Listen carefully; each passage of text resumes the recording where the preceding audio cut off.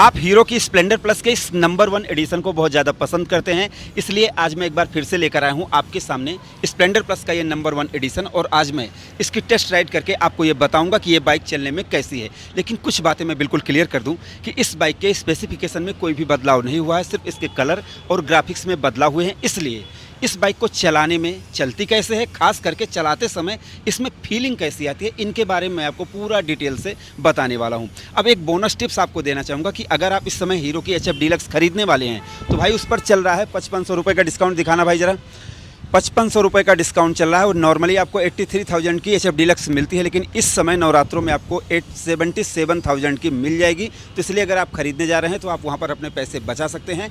ये थी bonus tips. और इस वीडियो को मैं GoPro 11 में पहली बार 4K में शूट करूंगा, जिससे आपको बेटर से बेटर एक्सपीरियंस मिल सके इस बाइक का देखने में और चलाने में। तो बस बने रहें वीडियो के साथ। वीडियो अगर आपको पसंद आती है तो प्लीज़ आप इस वीडियो को लाइक करें, शेयर करें और आप अपने चैनल को सब्सक्राइब करके बेल आइकॉन को जरूर दबाएं। तो चलिए शुरू करते हैं इसकी टेस्ट राइड को।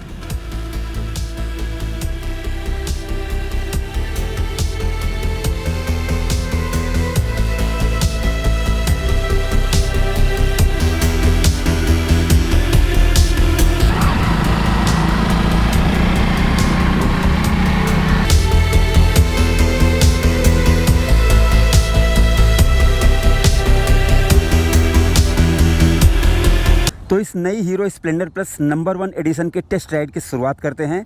और हम 2 लोग चलेंगे भाई, राहुल पीछे बैठेंगे और मैं इसको चलाऊंगा। और लगभग 70 से 75 किलोग्राम मेरा वज़न है और 65 किलो इनका होगा। तो लगभग 1 कुंटल 40 किलो इस पर वज़न हो चुका है। और इस हैंडल को जैसे मैंने नीचे कर लिया है अपने सिटिंग पोजीशन की वजह से, जिससे मुझे बहुत ज़्यादा कंफर्ट फील है इसको चलाने के लिए। बेटर एक्सपीरियंस के लिए मैंने इसको थोड़ा सा डाउन किया है। स्टार्ट करते हैं। स्टार्टिंग आपने देखी, साउंड आपने सुन लिया।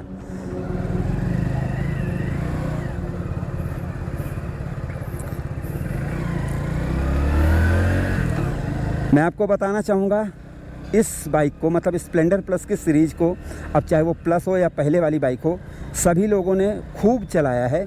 इसलिए जैसे टेक्निकल चीज़ों में अगर मैं आपको बताना चाहूँ तो कोई बहुत बड़ा बदलाव नहीं हुआ है। और कोई ऐसी चीज़ नहीं है कि जो आप लोग ना जानते हो। लेकिन मैं एक आपको जानकारी देना चाहूँगा, 21 बैरिंग्स लगी हैं जो इस बाइक को चलाती हैं। अब इसमें मैंने पूरी बाइक की बैरिंग को जोड़ा है। 21 बैरिंग्स टोटल लगी हुई हैं इस बाइक में, जिनकी वजह से ये बाइक चल रही है। और सबसे पहले मैं बात करना चाहूँगा कि जैसे ये बाइक खास करके मुझे इसलिए ज़्यादा अच्छी लग रही है क्योंकि इसका जो भाई लुक निकल के आ रहा है। इसके जो हैंडल को मैंने नीचे किया है, साइड व्यू मिरर नहीं लगे हैं और पूरा ब्लैक थीम है। और जो इस पर ये भाई सिल्वर कलर से स्प्लेंडर प्लस लिखा हुआ ना, ये कुछ ज़्यादा ही अच्छा लग रहा है। और ऐसा लग रहा है कि जब इसको यंगस्टर्स चलाएंगे ना भाई, तो मतलब बहुत ही ज़्यादा मज़ा आने वाला है।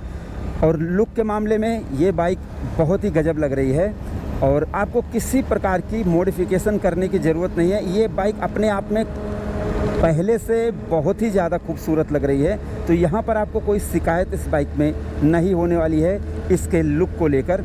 और जो मेरी व्यक्तिगत फीलिंग है इस बाइक को, जैसे मैं मानता हूँ कि मैंने साइड व्यू मिरर नहीं लगाया हुआ है, ये मेरी गलती है, मुझे लगाना चाहिए। लेकिन मैं जैसे फीलिंग चाहता था कि जो मैं अपनी बाइक चलाता हूँ तो उसमें साइड व्यू मिरर नहीं लगे हुए क्योंकि मैंने हैंडल छोटा कर रखा है, तो एक बेटर फीलिंग के लिए। और बाकी मैं हर बाइक में जैसे साइड व्यू मिरर लगा के चलाता हूँ।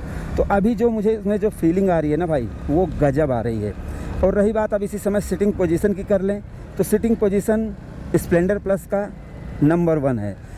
यहाँ पर जिस प्रकार से मैंने हैंडल को थोड़ा सा डाउन किया है, ये सिटी राइड के लिए बहुत ही ज़्यादा कंफर्ट है। बट अगर आप इसको 100 किलोमीटर लेकर जा रहे हैं, 200 किलोमीटर लेकर जा रहे हैं, तो थोड़ा सा आपको ऊपर करना चाहिए। वैसे इस पर कोई प्रॉब्लम नहीं है, बट जैसे आपकी हाइट के अनुसार आपको थोड़ा सा अप या डाउन कर लेना चाहिए।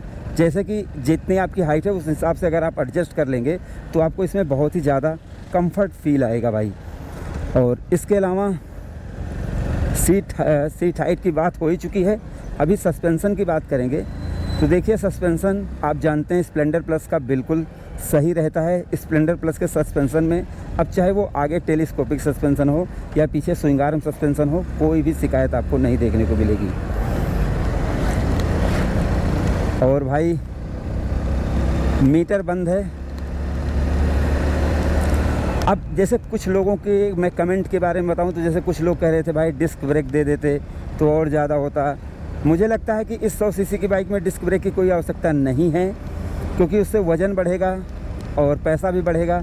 तब आप कहेंगे 1 लाख में ये नहीं वो ले लूँगा, वो नहीं वो ले लूँगा, तो ये चीज़ अच्छी नहीं लगती। अगर मैं ब्रेकिंग टेस्ट करूँ तो मेरे हिसाब से ब्रेकिंग में आपको कोई शिकायत भाई नहीं होने वाली है।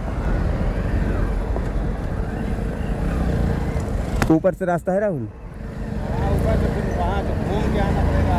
रहने दो, इधर से चलते थोड़ा सा भगाता हूँ।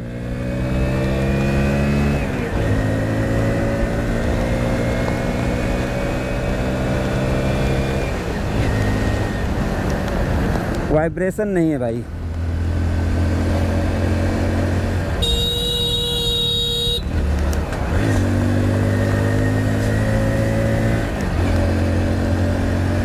वाइब्रेशन बिल्कुल नहीं है। गियर शिफ्टिंग बिल्कुल आसान है, कोई दिक्कत आपको नहीं होने वाली है गियर शिफ्टिंग में।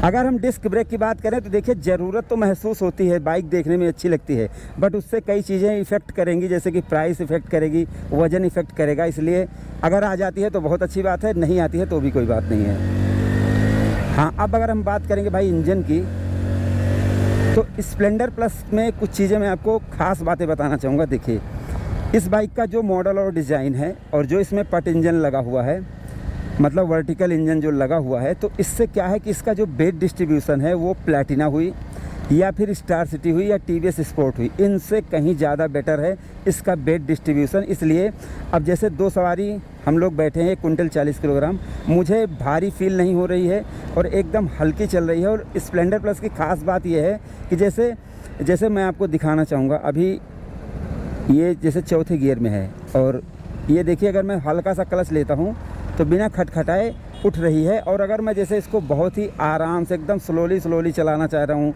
अगर मैंने जैसे मान लो एयरफोन लगाया हुआ है, ये सारी चीज़ें गलत हैं, बट रियल लाइफ में आप यही सारी चीज़ें करते हैं, तो इसलिए मुझे बताना पड़ता है। जैसे अगर आपका फ़ोन आ गया, अगर आपने कान पे फ़ोन लगा लिया और अगर आप 4th गियर में इसको चलाते हुए बातें करते हुए चल रहे हैं, ऐसा नहीं करना चाहिए भाई, लेकिन रियल लाइफ में लोग करते हैं। तो मुझे लगता है कि यहाँ पर आपको कोई भी दिक्कत नहीं होने वाली, क्योंकि ये जो स्क्वायर इंजन इसमें दिया गया है तो इससे बाइक कम आरपीएम पर भी अच्छी परफॉर्मेंस दे देती है, ये चीज़ है। और जैसे इसमें बैलेंसर लगा हुआ क्रैंक में, तो जो इसका स्लो में जो चलने की क्षमता है वो बढ़ जाती है और ज़्यादा से ज़्यादा इसमें आपको मज़ा ही मज़ा आता है भाई, मेरे हिसाब से।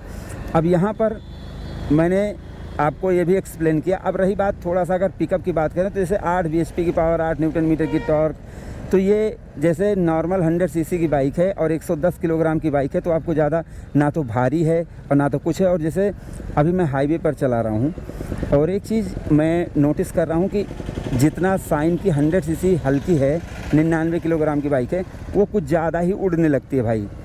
और यहाँ पर ऐसा कुछ हो ही नहीं रहा है, मतलब एकदम आसानी से मैं इस बाइक को ऑपरेट कर रहा हूँ, कोई दिक्कत नहीं हो रही है। और एक चीज़ मैं आपको बता दूँ कि जैसे चलते समय इसके कोई भी पार्ट हिल नहीं रहे हैं, वाइब्रेट नहीं कर रहे हैं, जिससे मुझे कोई प्रॉब्लम नहीं हो रही है।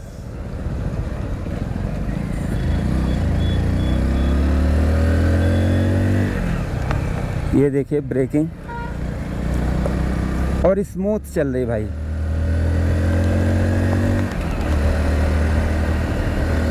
अच्छा, 2 लोगों के बैठने पर ऐसा नहीं लग रहा है कि जैसे सॉकर बैठ गया हो, एकदम पिचक गया हो, मुझे ताकत लगानी पड़ रही है।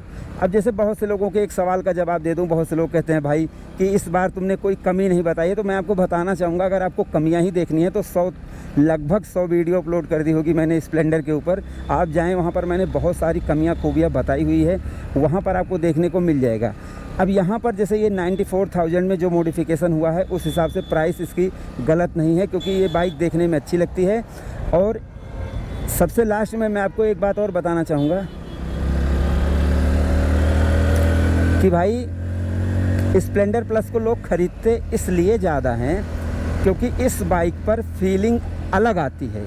जैसे अगर आप प्लैटिना चलाएंगे, स्पोर्ट चलाएंगे, तो वहाँ पर आपको थोड़ी सी चीपर फीलिंग आ सकती है, बट यहाँ पर जैसे उनके मॉडल और डिज़ाइन की वजह से कह रहा हूँ। बाकी वो गाड़ियाँ ख़राब नहीं, मैं किसी गाड़ी को ख़राब नहीं कर रहा हूँ, बट इसमें जो चलाने की फीलिंग है, चाहे वो 20 साल का लड़का चलाए, चाहे 60 साल के बुज़ुर्ग चलाएं, तो भी इस पर सेम फीलिंग, मतलब ये बाइक सबके ऊपर अच्छी लगती है, इसलिए लोग इसको ज़्यादा ख़रीदते हैं कि 91,000 से लेकर अगर 94,000 अगर आप खर्च कर रहे हैं तो वहाँ पर आपको फीलिंग एकदम बेहतर मिल जाती है और पिकअप भी ठीक ठाक मिल जाता है।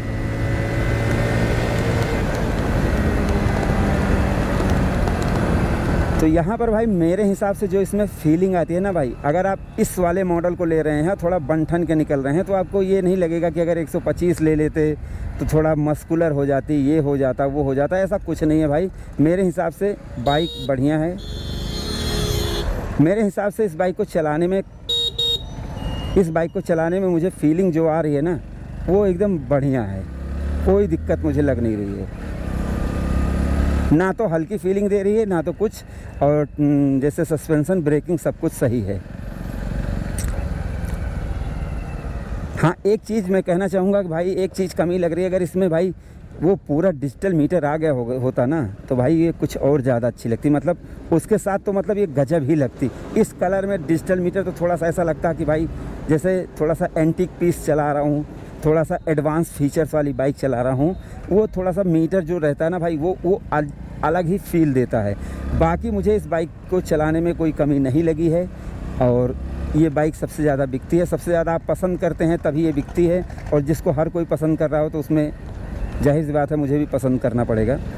और कमियों खूबियों की वीडियो आप हमारे चैनल पर देख सकते हैं। फ़िलहाल अभी जो मैं आपको बताना चाहूँ लास्ट में समरी, तो मॉडल और डिज़ाइन पर की वजह से जब आप इस बाइक को चलाएंगे तो लोग आपको देखेंगे और आप इस पर अच्छे लगेंगे। ख़ास करके यंगस्टर्स हैं तो और ज़्यादा अच्छे लगेंगे। ब्रेकिंग और इन सब चीज़ों में आपको कोई शिकायत नहीं होने वाली है, और माइलेज लगभग 60 से 70 के बीच में रहेगी। जैसा कि आप चलाएंगे वैसे ही मिलेगी, वाइब्रेशन नहीं है। तो इतनी सारी चीज़ें टेस्ट करने के बाद अब मैं इस बाइक को खड़ी कर देता हूँ।